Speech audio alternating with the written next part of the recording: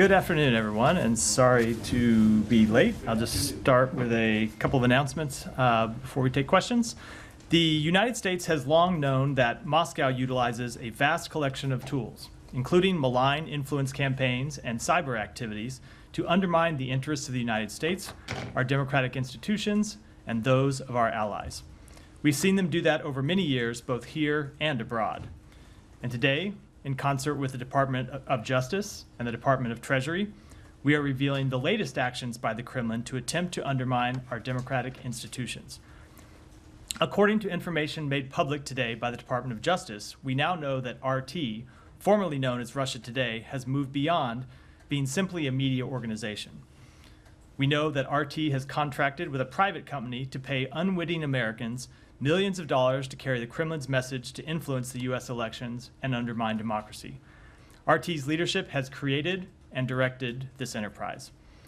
Because of this development, the Department of State is taking 3 concrete actions today to protect the integrity of our democratic institutions. First, we are announcing a new policy to restrict visa issuance to certain individuals who, acting on behalf of Kremlin-supported media organizations, use those organizations as cover for covert activities and are responsible for or complicit in these malign efforts. Consistent with U.S. law, visa information is confidential, and the department is not at liberty to name these specific individuals. Second, the department has designated the operational presence of Rossiya Segodnya and its subsidiaries RIA Novosti, TV Novosti, Ruptly, and Sputnik as foreign missions, as they are effectively controlled by the government of the Russian Federation. As Foreign Missions Act designated entities, they will be required to notify the department of all personnel working in the United States and disclose all real property they hold. Finally, the department is announcing a Rewards for Justice offer to seek information on potential foreign efforts to interfere in U.S. elections, including by organizations such as Rodit, also known as Russian Angry Hackers Did It, which has previously engaged in covert election interference, influence abroad, and poses a threat to the 2024 U.S. elections.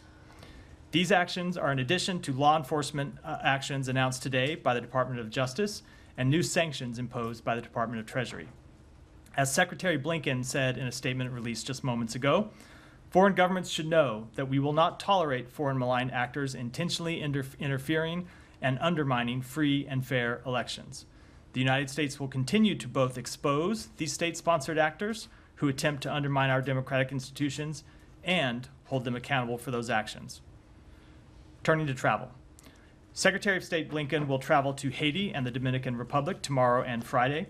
In Haiti, the Secretary will meet with Transitional Presidential Council Coordinator Edgar Leblanc-Fields and Prime Minister Gary Conille to discuss forthcoming steps in Haiti's democratic transition and U.S. support to the Haitian people through humanitarian assistance and Haitian-led stabilization efforts.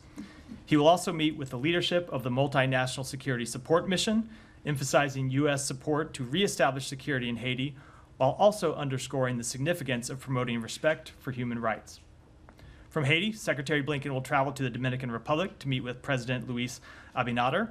In Santo Domingo, the Secretary and President Abinader will reinforce our close and long-standing partnership and discuss collaboration to advance inclusive economic growth, champion human rights, and promote good governance, security, and climate resilience in the region, including through the U.S.-Caribbean Partnership to address the climate crisis and Caribbean Basin Security Initiative. With that,